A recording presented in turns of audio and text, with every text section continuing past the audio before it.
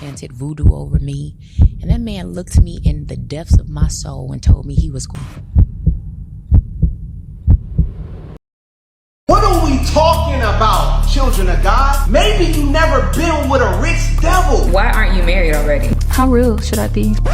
4 words, we need to talk. In any trouble that someone goes through, they definitely have to look on the other side and say, I'm going to make it out of this and I'm going to be better than I was before. Dare yourself to believe, even if that truth stands at odds with my past. I'm going to say it, I'm going to believe it, and I'm going to walk in it.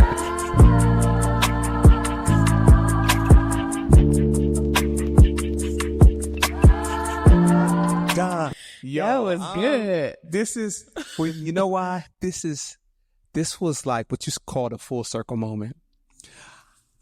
That's what she said. Circle moment. Yes. I'm sitting here with my sister, Danielle, prophetess, pastor. She does it all, preacher. And she has literally blown my mind since I've heard her testimony from the gate. I don't even know where to start. I don't even know where to start. So we're going to start with just how you got here, because you don't look like what you've been through. And I know it probably sounds cliche to be like, if it wasn't for the Lord. Oh, but my no, gosh. Seriously. Those titles and offices of prophetess, pastor, it wasn't always that.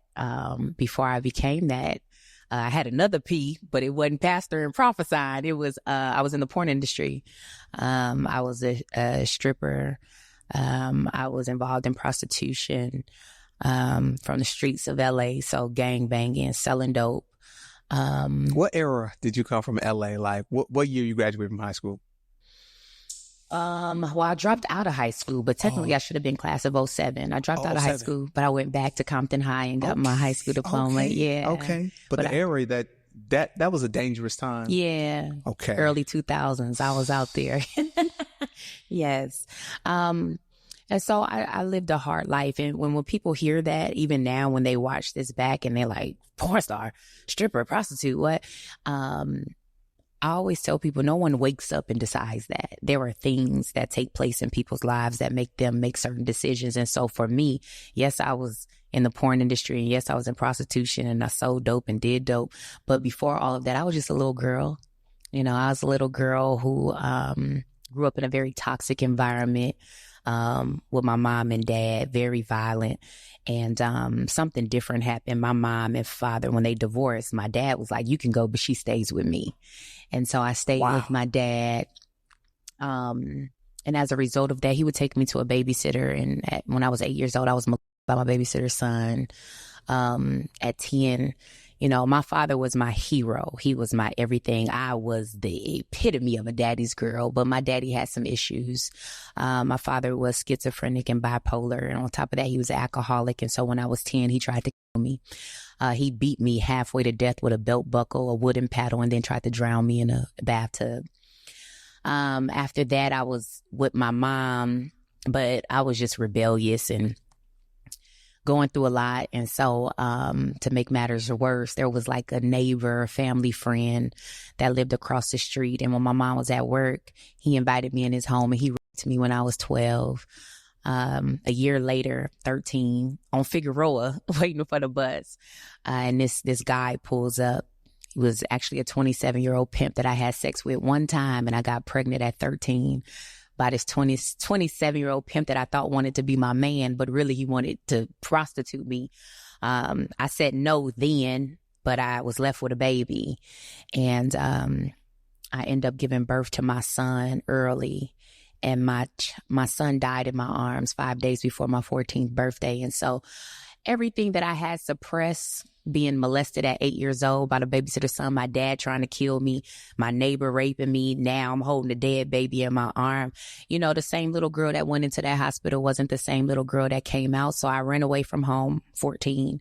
I started stripping in a nightclub, stripping in LA. At what age? 14 years old, started dancing. I'm from LA, so we can get anything, fake IDs, and ended up getting a fake ID and started stripping in a nightclub, because when I ran away with a drug dealing pimp who would beat me when he got high. And so there was a stripper who would buy cocaine and ecstasy from him every week. And so she saw me all beat up and she thought she was helping me. You know, she was like, girl, you ain't got to take this. You can come dance with me. So in a sense, she thought she was saving me. She was rescuing you. She thought she was rescuing me, but she really, really opened up Pandora's box for me. And so helped me get my fake ID, helped me in the clubs.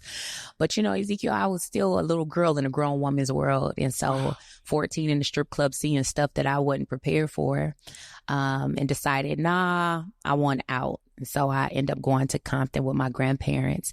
And my grandparents are from the South. Birmingham, Alabama. So they were Southern Baptists. Yeah. They like, if you're going to be here, you got to go to church.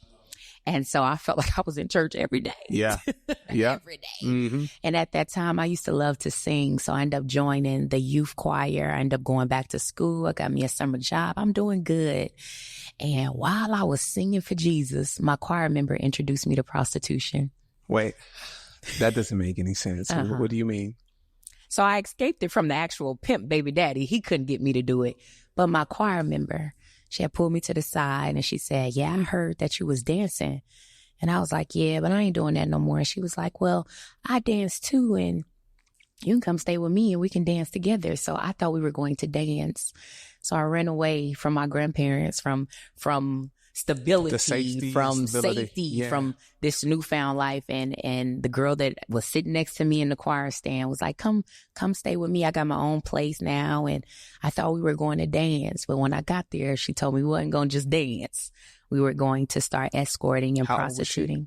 She was 18. I was 15. And so my choir member introduced me to prostitution. And not only did she introduce me to that, obviously that was hard for me to get into. So they tell you, well, you can do something to loosen up. And so her loosening me up involved cocaine. Wow. And so I started doing cocaine and prostituting, and then cocaine led to alcohol led to ecstasy.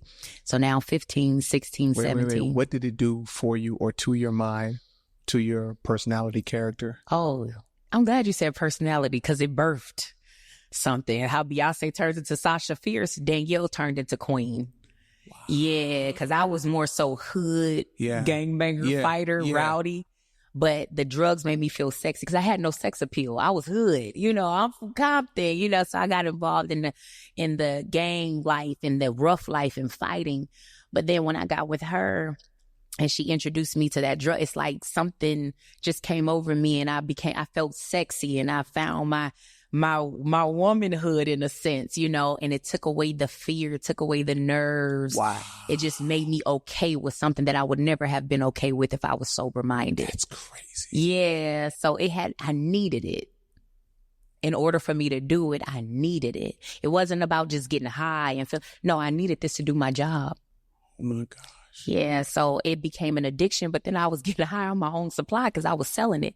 I was selling pills, I was selling coke, I was selling crack. Wow. I was selling it. Yeah, it was bad, but I needed this in order to perform that. And so 15, 16, 17 years old, I'm now stripping, I'm prostituting, I'm drug dealing in and out of jail.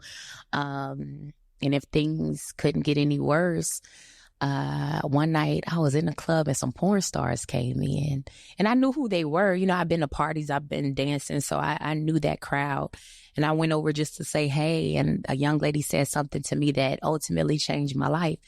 She looked me up and down and she said, she asked me, have I ever considered it? And I said, absolutely not. Consider doing pornography. And I said, absolutely not. I watched it, but I ain't doing it, you know? Right.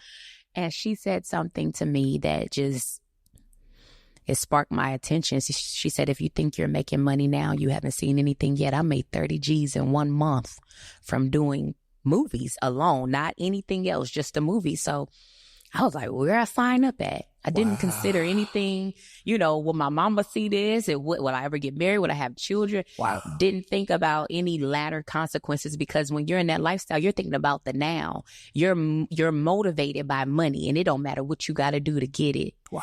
And so when she dropped that number and told me, you know, you can do it, and they make it look so glamorous and make it look so pretty. And so I wasn't even 18 yet. I think I was still 17, technically a senior in high school. And when I finally turned 18, I started doing pornography. And she was right. I made money, But what she didn't tell me, Come on now. what she didn't tell me was all the things that I would begin to experience physically, emotionally, mentally, spiritually.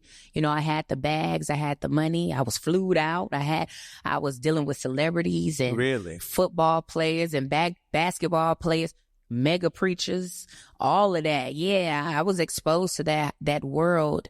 But it reminded me of the scripture. What profit is it to gain the whole world and lose your soul? What profit is it to a man to gain his whole world and lose his soul? And that's exactly what was happening. It was like I could buy anything. I can go anywhere. I was in these, extravagant places with these, A-list celebrities and, flying out and traveling at 18, 19 years old. But I was dying on the inside. Yeah, my drug habit had increased to the point where I almost overdosed 3 times. I had bad seizures. Was it because you were trying to work? Were you getting high to enjoy it for the pleasure? Or were you getting high because you needed it to zone out? I needed it to go to work. And I needed it more because at first it was just, I started off doing drugs because I was dancing and I was doing the escorting, but doing pornography is a whole nother level. Like people who watch it, y'all who be watching it, because I know y'all be watching, the saints be watching it, okay? Oh, the saints be watching porn, okay? Of course. But you see the edited version. You have no idea what them people are going through. What do you mean by that? So much on set. You see the edited version. You see it once it's pretty and it's edited and they put it together for your enjoyment. But you have no idea that the same girl that you're watching was just in the bathroom crying for 3 hours before they can get her out. You have no idea that before they were even able to get on that couch or in that bed or on the car, wherever they're doing it at, that they had to get high and pop pills and wait. Everybody on the set had to wait until they high kicked in. You don't understand that some of them left with STDs and they pimps was outside waiting for them and beating them in the car to make them go and say the stuff that I saw on set and the things that I experienced, for people's hidden enjoyment. You know what I'm saying? You have no idea the mental place, emotional, spiritual place. I remember I talk about it in my book, From Porn to the Pulpit, that I had laid down with a man who was a Satanist, a Satanist, yeah. And I was having nightmares and tripping, like the soul ties. How did you know? Oh, they told me after the fact. They told me after we had did the scene, like, you talk about it with your peers, like who you worked with and stuff like that. And when I name dropped and I was like, yeah, I did a scene with so-and-so. And they was like, oh, I refuse to do a scene with him. He's crazy. He worshiped the devil. And I'm like, he worshiped the devil? Oh, that's why I'm a bit tripping. Yeah, you don't understand. You laying with people. It's soul ties, and you wondering why you tripping and why you, feeling a certain way, because outside of it being physical, it's a spiritual thing, so it was crazy. I'll interrupt here just because I'm one of those individuals that was addicted. Mm-hmm. And part of the allure of it was, first of all, dealing with internal issues and not knowing and finding that vice to escape. Like the enemy will bring you in with that. But when I would watch it and it'll be the glamorized version, you almost imagine that the women that are doing this enjoy what they're doing. Mm-hmm. You imagine that they're all just so happy to be there. You don't think about the fact that they're trying to get their bills paid. You're not thinking about the fact that they're going through stuff. You're not thinking about that this is somebody's daughter. You're not thinking about some of these women are getting treated poorly. Mm-hmm. Pimps are making them do it. Pimps making them do yeah. it. It's just all you see is, obviously, she likes this. She wants this because she's in that.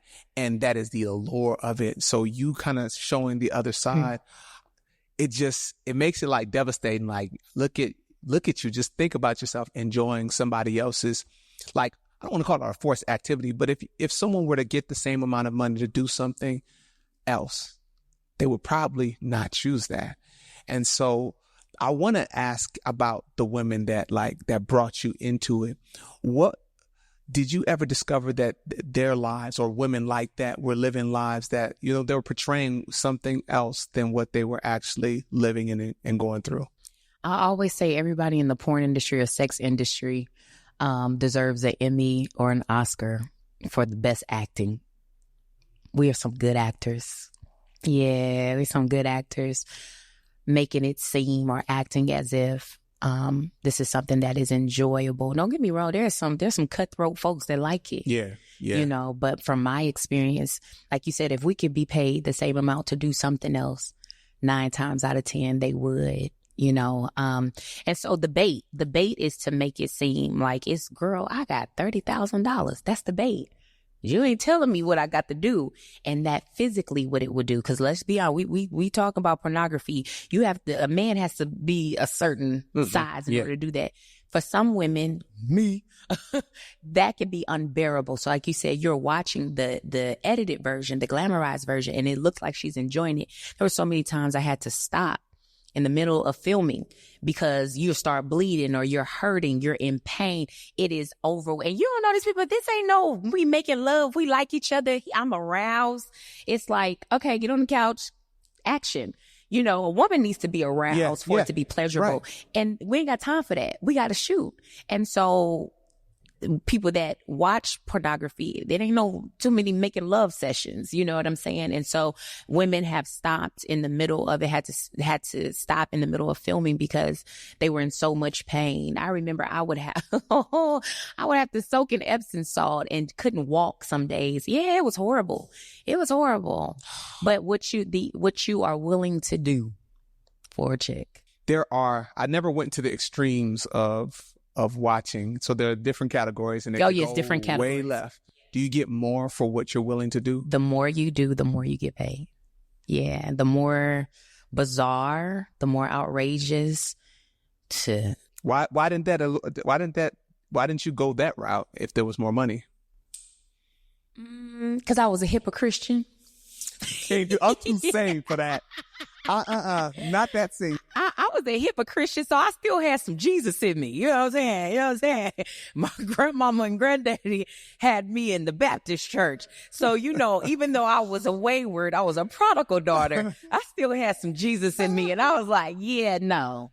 You know, I turned down some big bags, you know, because of what I was willing to do or what I was doing on camera, it still paid decent. Mm-hmm. But when they started going left field, of course, you get even more and even more. But I was like, I'm okay. You're okay with that? Yeah, I'm okay. I'm still selling drugs. I'm still dancing. I'm still hosting parties. I got celebrity men who are, yeah, y'all can have that, you know. Let me ask you about so once you're that, I think in the clubs, people love it, you know, so celebrities, they're like, you know, there was a period of time, you know, when I was in high school, there were people's names that were and it was just people's names be floating, and it's something amongst the dudes and stuff like that. But what about regular life?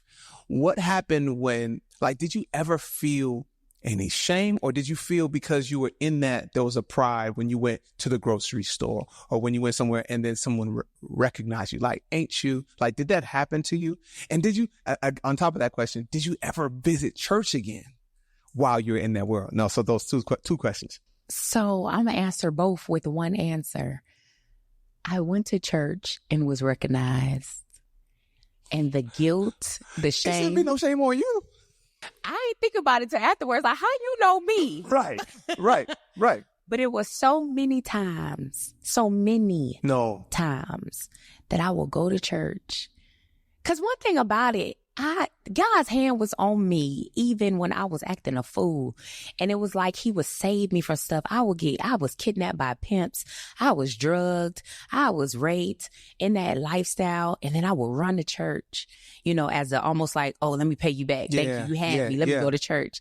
And I would go and be ashamed to even lift my hands because the man in the front row keep looking back at me like, somebody tapping me on my shoulder like, and I would be so ashamed. I can't even praise God. Wow. Yeah. I was so embarrassed. So I had the pride on set. But once it was a wrap and reality set in, that's why I always had to stay high. I always had to stay intoxicated. I would drink before I got out of bed to wash my face and brush my teeth. Jose Cuervo was my man. Okay.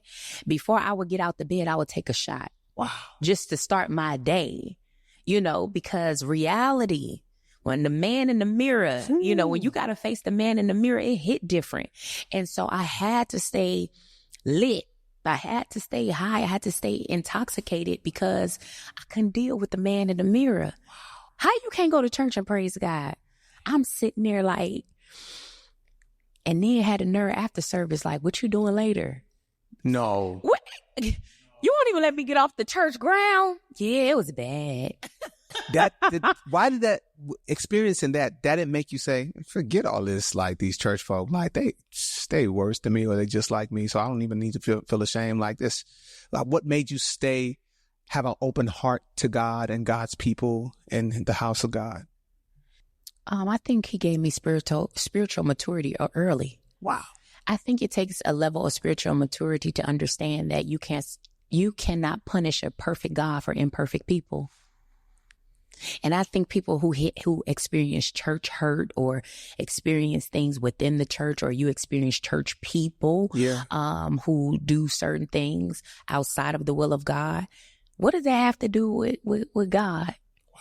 This man's having me on my shoulder, got nothing to do with God. I put myself in this position. And so I learned early that I'm not going to make a perfect God suffer for imperfect people. Ooh. I ain't there for them anyway. That's good. Mm-hmm. So you are in your 20s, early 20s, mm-hmm. and you're in this world, you're in this lifestyle. Did you ever feel like, okay, I got to get out of this? No. I was forced out. I think God said, all right, time's up. Enough is enough. I would have never stopped. You would have never stopped? Why? Because the money was just too good, or what? I made up my mind. The mind is a powerful yet dangerous place. I made up my mind. Can I be honest? Yes, Can I say ahead. what I said to myself? 1,000%. If I'm going to be a hoe, I'm going to be the best one at it. If I'm going to do this, I'm going to do it to the extent. I think whatever you do, you need to be great at it. Preaching, pimping, prostituting, working at Walmart, cashiering, you need to be the best at it. And so I had made up my mind that this is going to be the death of me, because so many people have spoke that over my life. What do you mean? You ain't nothing but a this. You ain't nothing but this. And so you can't do nothing else other than this. I remember I told a guy that I was seeing, I had other dreams, and he laughed and he was like, girl, you might as well stay doing what you're doing, because you can't do that. Who would listen to you? Who would take you serious? And so many people have spoke this over my life that I had became the word curse. I had became what they had destined for my life. And I said, if I'm going to do it, I'm going to be the best at it.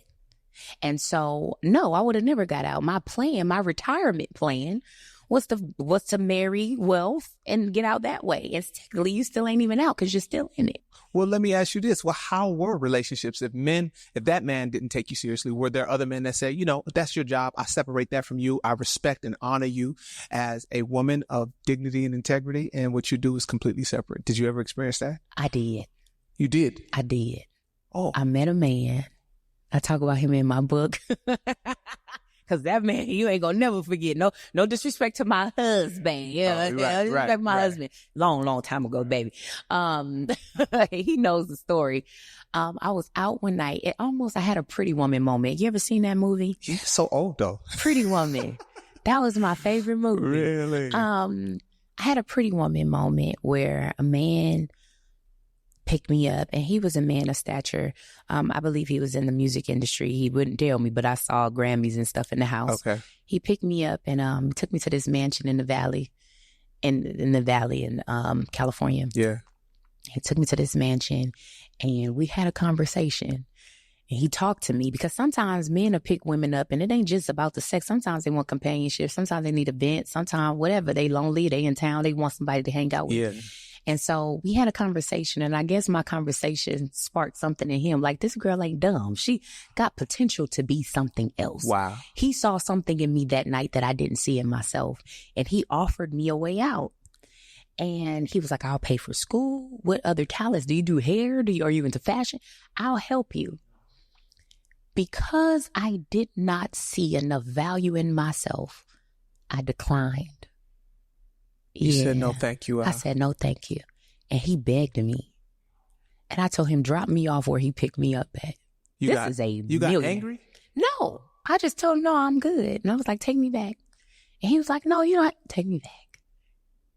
Yeah. And I never seen him again. And I wonder what my life would have been had I taken that route. But God knew I couldn't take that route because there was a bigger plan. But I met a man who saw something in me. Mm. Yeah. Wow. Yeah. But I didn't see it in me. That's huge. Yeah. So it's so important for you to see the value that God puts in you. Because if you don't see it, it don't matter. It don't matter. Because God already gave it. He sees it. But if you don't align yourself, if your life don't say amen to what he sees, then it don't matter. It don't matter. God says, I see you as beautiful. I see you as, but if you reject what he sees. Mm-hmm. You got to be crazy in a mansion with a man who said, I'll do anything. What you do? And you say, no, take me back to the corner you picked me up from because I don't see what you see. Darkness will blind you. How somebody see something about you that you couldn't see? Couldn't see it. Okay, so how did you're there, and how did you start transitioning out? So you committed and vowed to yourself, I will never get out this I ain't game. getting out the game. I'm dying the game. That's what I was saying. Die in the game. How did you not die in the game? Oh, so as a result of my lifestyle, men would fly me out, right? Mm-hmm. And so it was normal. Men booked me. I'd have been everywhere. So when this one particular guy contacted me, he was in New York. I was in Los Angeles, and I was supposed to go out there for a few days. And I was supposed to come to Atlanta after New York. Oh, wow. Wow. So funny. I was supposed to come to Atlanta after New York. And I flew to New York, Ezekiel, and he wined and dined me for the first couple of days. Mm-hmm. We ended up going to a club. Now, mind you, I'm on demon time. I'm here to work. This is not my man. This is a transaction. Right. He didn't see it that way. So we ended up You was his lady for the... Yeah. And I ended up talking to another man trying to do another transaction. Wow. And it upset this man to a place I had never seen before. And he snatched me out the club. And this man took me to an old abandoned house where he locked me up in a basement. We from California. I'd never seen a basement before. Locked me up in a basement, and he beat me, and he raped me, and he was a man from the island, so he chanted voodoo over me. And that man looked me in the depths of my soul and told me he was going to kill me. I was not going to leave there. And I had been through some things in this lifestyle. I had been through some things, but I had never experienced anything like that. And the amount of fear that overtook me, it was like something like out of a Lifetime movie network. It was a horror. I'm telling you, it was a movie. And the fear that overtook me because I knew he was going to kill me. When they say your life flashes before your eye, I don't necessarily know if my life flashed before my eye, but I felt death. Yeah. I knew it was near. He was sincere about it. He was sincere. And the setup of the basement was as if he had done this before. Oh, my gosh. I know who I'm with. I'm with Freddy Krueger, right. Freaky Jason. Please don't kill me, Freaky Jason. I don't know. Michael Myers then got me in New York. Oh, my gosh. I was 19 years old. My family didn't necessarily know what I did. They just knew that I messed with men that had money. They didn't know about the stripping. They didn't know about porn. They didn't know about prostitution. And so they wouldn't even know where to find me, And so you didn't have any friends that were not in the game that just you stayed in contact with? Yeah, I had friends, but I didn't tell it. I just I'm going to go get a bag. I'll be back. I'm going to New York, and then I'm going to Atlanta, and then I'll be back to LA when I get here, And so nobody would have known where to find me. So the level and the amount of fear was indescribable. I can't tell you what that felt like because I knew he was serious. But again, because I was a hypocrite. Yeah. And I still had a little Jesus in me. I was locked up in that basement almost 3 weeks. I thought you was about to say 3 hours. 3 weeks. Ma'am, no. Yeah, I was only supposed to be in New York for 3 days. I was there almost a month. Was he feeding you? I don't eat Taco Bell to this day. He fed you Taco Bell every day? And Dasani water. I can't drink it and I can't eat it. He would bring me Taco Bell once a day and Dasani water. I felt like I was locked up in a dungeon, and I at any moment when he got done with his entertainment, because I think seeing me in I guess, helpless and hopeless because I was such an alpha woman, Yeah. such a, confident woman. And then he broke me down I think that was entertaining. And once the entertainment was over, I knew at any moment. So every time he would open the door and I would hear him walking down those stairs, my heart would stop beating because I didn't know if this was the day. And so he would leave for hours. And one particular day, I just prayed. Jesus. And, this prayer was different because I had prayed many a times. You know how, we'll pray and be like, Lord, if you get me out of this, I'll stop and God will get us out. And we'll, after a few days, weeks, or months, we go right back. When the money get low, when the craving comes back, we run back to our filth like a dog returns to its vomit. My God. We do the same. And so I'm praying and I said, I know I prayed before, but this prayer a little different. I said, Lord, if you get me out of this, I'll change my life for you. Just don't let me die. I said, I know I didn't did it. I've prayed before, like, Lord, if you don't let me get an STD, because STDs they was running rampant in the porn industry. People was getting the herpes and HIV and AIDS and syphilis and all this stuff. And I had never caught anything. And I would pray, Lord, just don't let me get don't let me get an STD and I'll stop. And every time we would go to AIM to get tested, it would be negative. And what I do, go right back on set. Pimps will get me, throw me in the back of their trunk. I get beat up, robbed, all kind of. Lord, if you get me out of it, I'm done. And he would get me out and get me out and get me out. And I think this time he had to make sure that I had enough. And I'm praying, just don't let me die, God. I promise you I'm done. After I said that prayer, I want to say about 3 days later, and I only knew it was 3 days because it was a little window in the basement and I could just tell. I would count how many times the sun was set. And so it was about 3 days later, his friend, I'm glad, and I don't know why he came to that house, but he came to that house looking for his friend. And he opened up the basement door and saw me. And when he saw me, he looked like he saw a ghost because I had been beat up. My hair was all over my head. I looked so disoriented and he looking scared and I'm looking scared. So I'm like, what you finna do? And that man helped me out of that basement. I had a friend in New Jersey that I got to. My friend in New Jersey bought me a plane ticket back to LA and I was done. Wait, so a man, a totally Total different stranger. So that man wasn't going to release you, the other one. Oh my gosh. Totally different person let me go. What? God sent that man. Because why where did would you come from? And why would you be checking another man's basement? And why would you be in the basement? And open the door and he looked like you. You see your face right now? Yeah. That's how he looked. He just in shock and like, what is happening? And I told him, I said, he is going to kill me. Please get me out of here. Gosh. And he helped me, call me a cab, gave me some money to get on the train. I called somebody in New Jersey. They bought me a plane ticket. I went back to LA and that was my enough. That was my enough. God, you ain't got to worry about me going back. And the only reason it wasn't that I didn't think about going back, because, I thought about it. It wasn't that I didn't want to go back, because I wanted to. But I remembered the vow. Jesus. I remembered the vow, and I made a promise to God. I said, if you do this for me, then I'll do this for you. And he held his end of the bargain. And I said, you can't renege because God did what you asked him to do. Now you do what you told him you was going to do. Ooh. Oh my gosh. That's the only thing that kept me. I ain't got nothing else deep to be like, I got back to LA and just the Holy Ghost came over me and I was done with that. No, I wanted back. I was shaking like a crackhead. I wanted to go back so bad because I had become accustomed to a lifestyle that I never thought I would come out of. And people were calling my phone and money was low and I went from having everything to having nothing. It was days that I wanted to go, that I was looking for numbers to call. And then I would remember what I told God in that basement. That's the only thing that stopped me. When I met you, that couldn't have been more than a couple years after you made that decision. Mm-hmm. I had no idea. Mm-hmm. Okay, so you're in. It's heavy, right? Yes. I see. And I purpose. I didn't want to hear your story before today.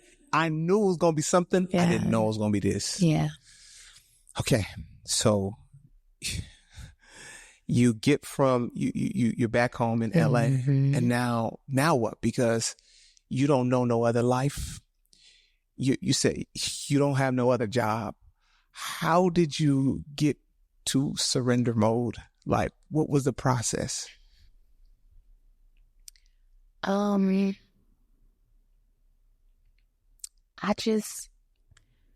just knew that I couldn't go back.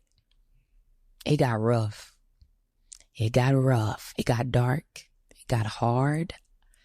But I just knew I couldn't go back because I knew this time there was not going to be no prayer to get me out. I knew. It was like the devil and God was like, look, check this out. You come on back over here, it's a wrap for you because I ain't going to let you get out of my hands this time. And God was like, all right, now this is it. And I think that's why it had to be so intensified with the New York thing. Because if it was just a little slap here, a little, rumble or tumble, I've been there, done that. I think he had to turn it up a notch. Turn the heat up on you. To make you look, all right. So that was it was an act of mercy. Yeah. It was God saying, I love you this much. It was a blessing in the basement. I think that's going to be my next book. That gotta be the book. Lesson in the basement. Listen to me. Yeah. That's fire. But yeah. Okay. I'm just like, okay, now I want to ask you because you're now in a different place. You're married. Oh, yeah. You have a child and you got in the ministry. How did you get from the young child that got out from the streets and was in that place? And now you're in Atlanta. You are this woman. Y'all don't get it. When I say she don't look like what she been through, this girl, she be moving through the aisles. The Holy Spirit just be on her. She be laying hands over here. Like, it's different. How did you get to that? And how did you confidently, because not just there, because before that, you did plays and pouring to the pulpit. So let's go there first. And then I think that was before you became a pastor. Okay. Yeah. So let's talk the play about is coming back too, by the way. Okay. Amen. So I got back to LA, fully surrendered, fully like, all right, I'm gonna ride this wave with you. I ended up going to a church that you and I are both familiar with. And the pastor at the time was like, somebody invited me to the church and was like, tell my pastor what you told me. Yeah. And nobody was at the church. We were in the pastor's office. So I gave him a snippet of what I gave you. And he said, do you mind telling that on camera? And do you mind telling that at the church? I didn't know how big the ministry was at the time. Yeah. So it was a setup. I didn't know how big they were during that time. And so we first did the sit down interview on camera. And then I ended up going to the church where I told my testimony in front of the church. They put a piece together of that. And it went viral. Wow. It went viral. And from that moment, people started calling for me to come and tell my story.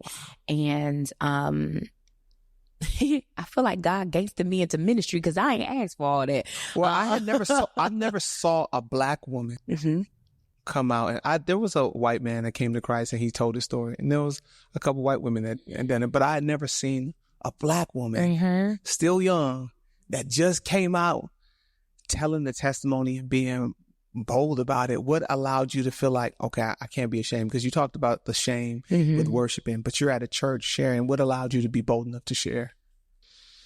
I got delivered from the thoughts and opinions of people.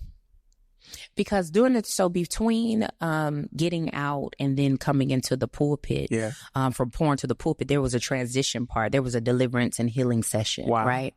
And so this is where I found out how nasty church folks could be. Some of them watching this right now, saying, oh, Jesus. But this is when I found out how nasty church people can be. I thought, because the Bible I read and the God I serve used imperfect people to get a perfect message across. Wow. And so I thought when I came into the church, because the church prays for the prostitute to get saved, the church prays for the drug dealers and this person and that person to come in and find salvation. So I am the person you've been praying for. And then I came in and they tried to kill me. Yeah, they treated me so bad. What? Oh, yeah. Oh, they treated me bad. How did the men treat you versus the women? The women couldn't stand me and the men wanted to sleep with me. But because I was so, y'all know I'm a little hood, so I was 10 toes down for Jesus. Excuse me. I was a little hood. I was so 10 toes down for the Lord that I did not allow any. I said those are distractions. Wow. I would come and sit in church and they would move to other pews, or the women, I could see them getting mad and hitting their husbands when their husband would speak to me just to say good morning. Yeah. So when I was going through that transition out of that lifestyle and coming into Christ, because I was tired of serving the God of my grandmama, I wanted to know him for myself. And a lot of people are serving the God of their grandparents. You know, your grandparents or your mama, your daddy, your auntie took you to church. And so you know church through them, or you know God through them. My God. I wanted to know him for myself. And so I joined a deliverance ministry. And as bad as they treated me, God wouldn't let me move. Like, I don't care if the ladies is turning their nose up at you. I don't care if the men are flirting. I need you to stay here. And it built something in me. Let's go. It built something in me early. And so I went through my healing and my deliverance during that moment, never wanting ministry. That was not a part of the plan. So all that we see now, that involuntary, totally outside of my will, because my plan was just to be a Christian. Not every Christian needs a mic.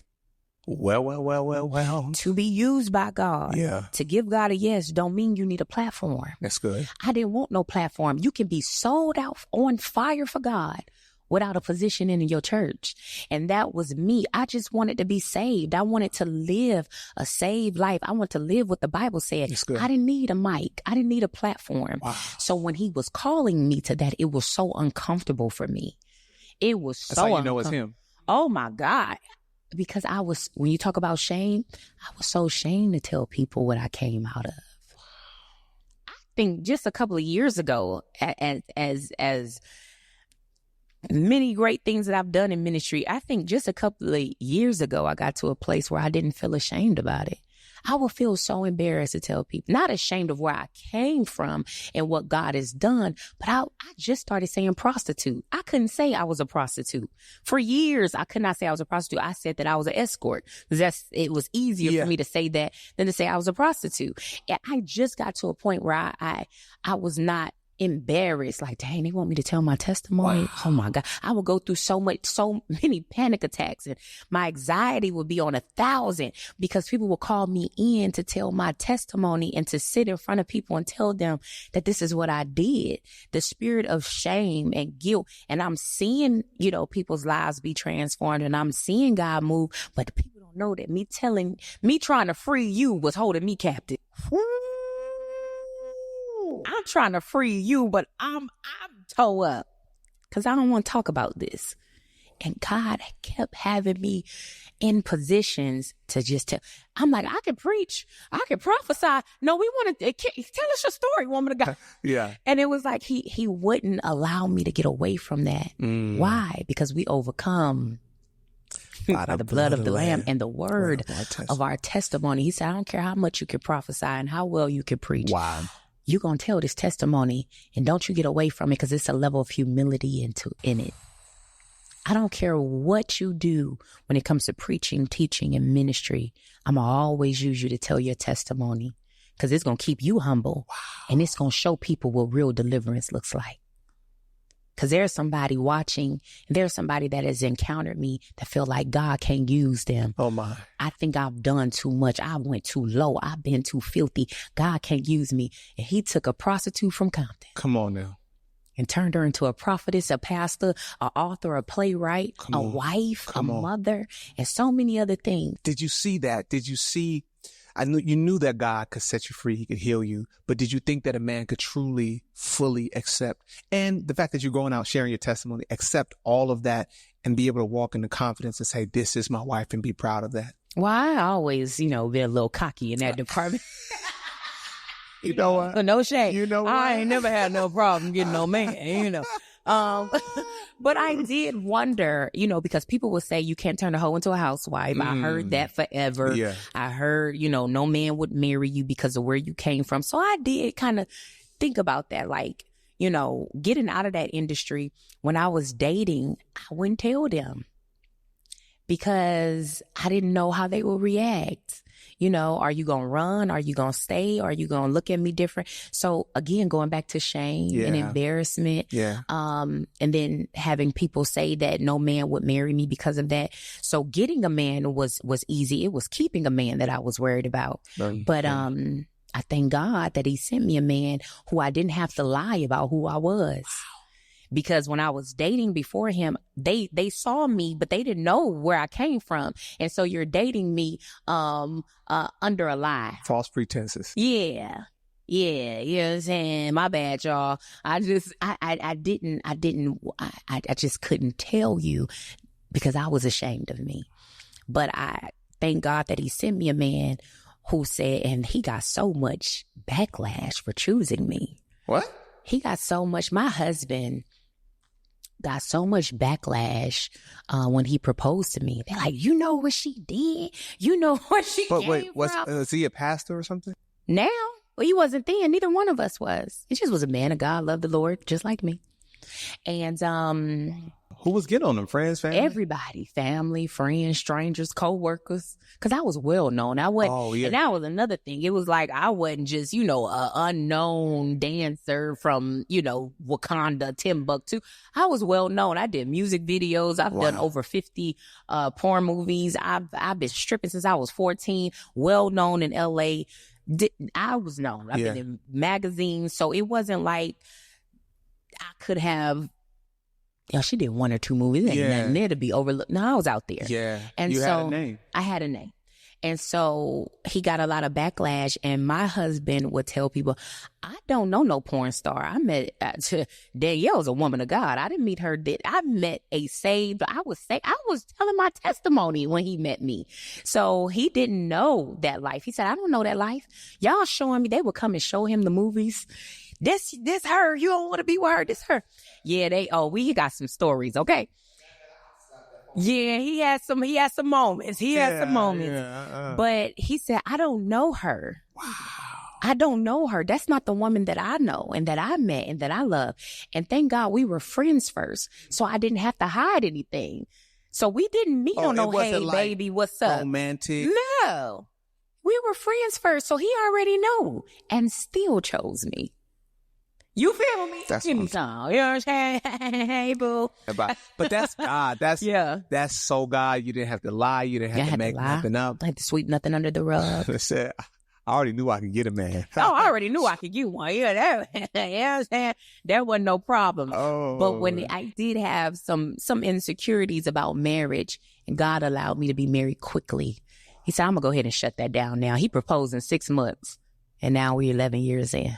Let's go. Yeah, he's because that was an issue. I said, Lord, I want to be married and I want a normal life, and I was young and I want to do this and quickly.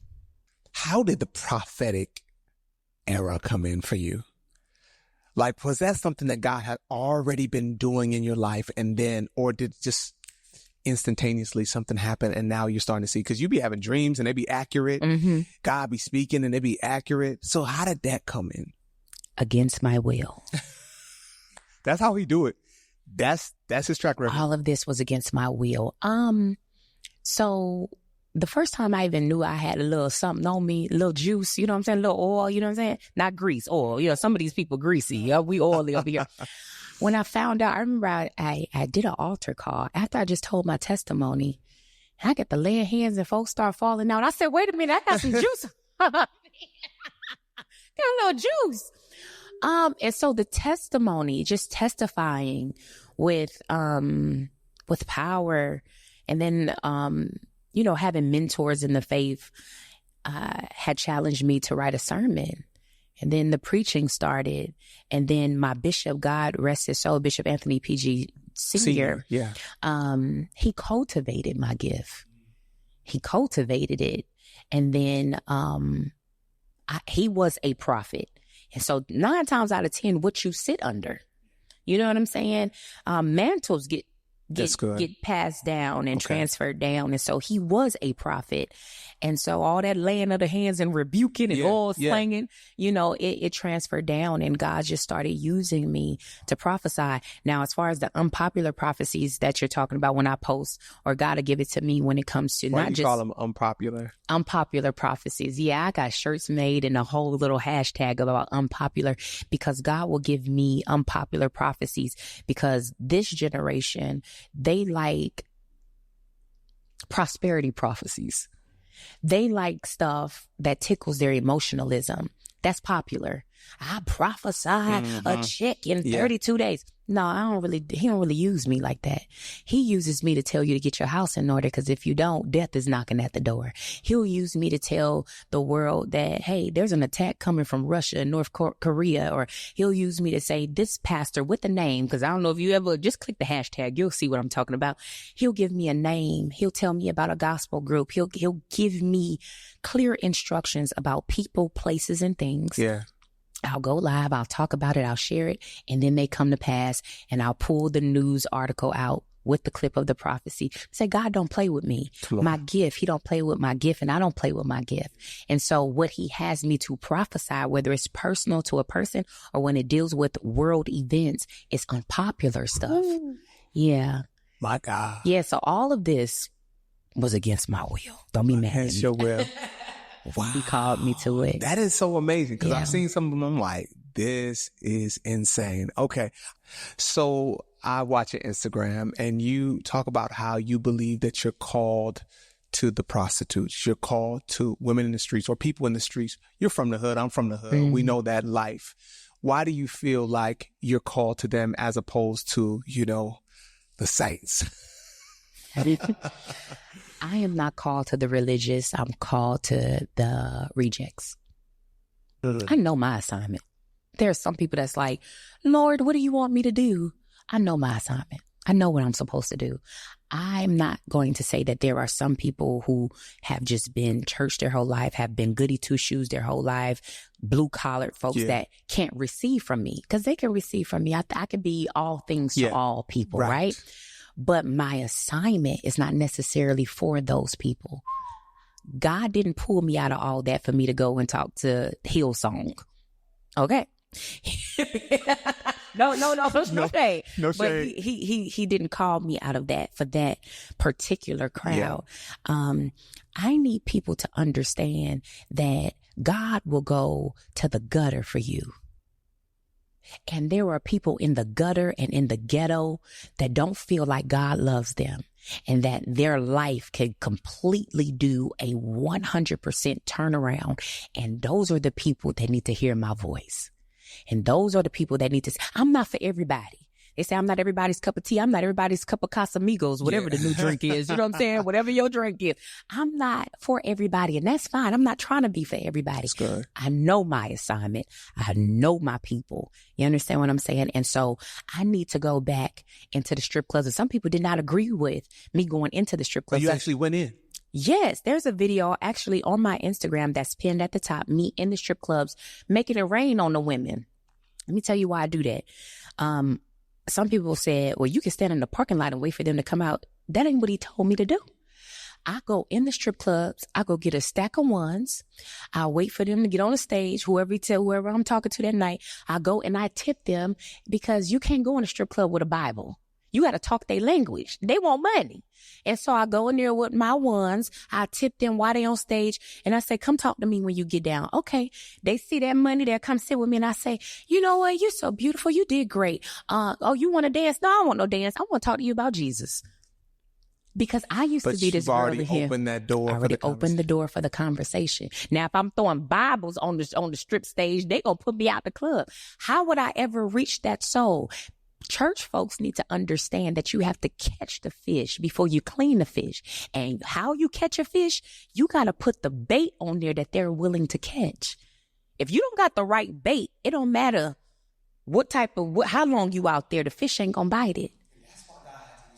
Because somebody like me is just, well, why can't she just be on the corner with other just called phones?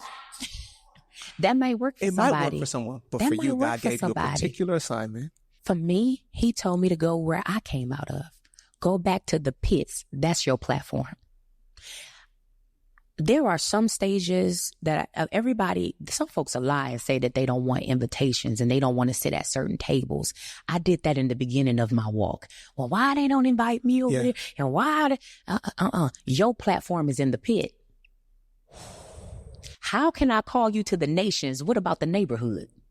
Everybody want to be called to the nations. How about I call you to the neighborhood? Jesus. What? It's people in the neighborhood that's waiting for you. You want a platform. Okay, I'm going to give you the platform in the pit. Go back and talk to folks that feel like they're disconnected from me. Go back and give them hope and use your story to do it. Instead of beating them with a Bible, I'm going to turn you into one. Okay.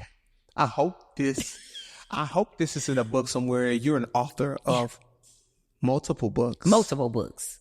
Just out of nowhere, you're writing plays, and now you're author of multiple books. Is some of this goodness that we're getting today, can we find it in a book? Let me tell you something. Let me go on in. This is your gift. What's my gift? What's my gift? Let me run it down. Oh, that's beautiful. Let me run it down. This is the first book that I've written. Oh my! From porn to the pulpit. From porn to the pulpit, y'all. I'm gonna put like a you're gonna see the digital version on the screen. We're just gonna put it right there. From porn to the pulpit. This is your first book. This is the one that goes into, now if you religious and you gonna clutch your pearls, this is a clutching your pearls book. This is not for church folks. This is for the Shaniqua and them that I was just telling you about. Okay. It's very real. Detailed. Oh, it is real. This one gets real. Yes. I told the truth. I ain't got no testimony of the Lord paid my bills. No, the Lord pulled me. I got a real testimony. I ain't got no, the Lord delivered me from the cough syrup. I don't know. I got a real story. And so I told the story. Now, if you spiritually sensitive, don't read it. This is good. So this is mine? Yes, this is yours. Oh my gosh. And people can get this book too as well. They can get this book off my website and Amazon. This is the second book. Now, you don't need to read this. I don't. Because you got about 11 kids already. This is barren. It talks about my infertility, naturally and spiritually. So I started having babies at 13, and I lost every baby. I could not have a child. And I didn't even know that it was a problem until I tried to have one for my husband. I got pregnant by the pimp. I got pregnant by the preacher. I got pregnant. And then when I finally tried to have a child for my husband, it couldn't happen. And so I talk about physical infertility, but then I also talk about spiritual infertility. What happens when you can't birth the baby that God has given you? So a lot of us are pregnant with purpose and pregnant with destiny, and we keep miscarrying it. So I wrote barren. Miscarrying. Mm-hmm. Oh. And well, that means I could, this could be for me too. It can be. Yeah. It talks about spiritual infertility as well. Amen. And lastly, preaching in pain, because people think after you get saved, everything becomes pretty pink roses. But I talk about the struggle after you give God a yes. Because pastors, preachers, leaders, and those who have platforms such as yourself, we tend to make it seem like I got saved and life is beautiful. No, let me tell you something. Preaching in pain. I went through a whole different testimony after I said yes. I want to talk about bleeding while leading and how my peers, as anointed as I am, not to toot my own horn, but as anointed as I am, as oily as I am, as strong as my testimony is, as well as I prophesy, I have men and women of God, my peers, preachers, who won't allow me in their platform because I used to be in the porn industry. So I talk about those feelings. I talk about how God has chosen me, but can't nobody else see it. How I finally saw what that man saw in me that night. I finally saw it. But why these other preachers can't see it? Why these church folks can't see it? God, how do you see something in me that other folks can't see? And that's when he told me, your platform is in the pit. I ain't said you want to sit at tables that I'm about to turn over anyway. Yeah, so I talk about preaching in pain and loving God and still going through the woes of life, because just because you're anointed does not make you exempt from affliction. You said, there was so much that you just said right now, but it's almost like if there is pain that we're enduring, God is giving us the assignment to investigate the pain because there may be purpose hidden in the pain. God showed you that your purpose is in the pit when you investigate and try to wonder and question, well, why am I not being accepted here, here, here? He says, okay, seek me and you'll find my assignment in the midst of this pain. So I wonder if there's someone going through process right now, pain right now, and they can't understand it. I wonder if God is trying to unveil and reveal some purpose there. Whew. I think I got to just read all three. Yeah, read all three. This one is thick. I wonder what details you put in there. Ooh. You won't need Netflix that night. All you need is that book. It's Just very, the book. it's very, Thank you. Yeah. Thank you. I just want to celebrate what God has done in your life. Thank you.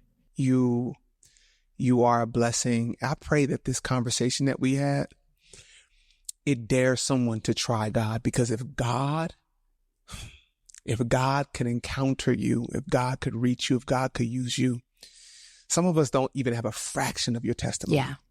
And we feel like God is done with us. We feel like it's the end of the road. And God is like, man, I'm going to show you how powerful I am. Watch this. Yeah. And so I pray that when people witness this, they don't see me. They don't see you. They don't just see your story. They see what God can do in their lives. Absolutely. I love you, sis. This is so good. So if any of you guys don't have these books already, Amazon, my sister's website, we're going to put the information in the description on all platforms. Get these books. These books were birthed from real experience, real pain, real circumstance. She hears from God. She's an anointed writer, anointed creative. And like she said, she didn't chase this. God pursued her, and this was what was birthed out of it. So I'm just real grateful. I'm grateful. Thank you for having me. Thank you.